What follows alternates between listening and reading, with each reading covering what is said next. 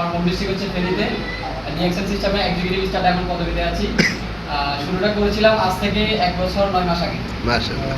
তো পজিশন আলহামদুলিল্লাহ এক্সিকিউটিভ হয়েছে, খুব একটা ভালো করতে পারি নাই আপনাদের জন্য। অসংখ্য ব্যক্তি আজকে এই অডিয়েন্সে আছেন যারা আমার থেকে আরো এক্সপার্ট, যারা তারা অবশ্যই এখানে বসে আছেন।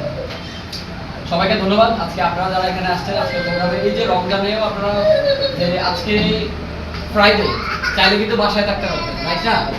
এবং চাইলে আজকে পরিবারের সাথে একটু সময় দিতে পারতেন। আজকে আসছেন, আমরা এখানে কেন আসছি জানি সবাই? ইয়েস। জানি তো নাকি? আপনারা কেন আসছেন আমি জানি না, আমি কেন আসছি আজকে সেটাই আপনাদেরকে বলবো যে ডিএক্সএল আসার পিছনে গল্প কি।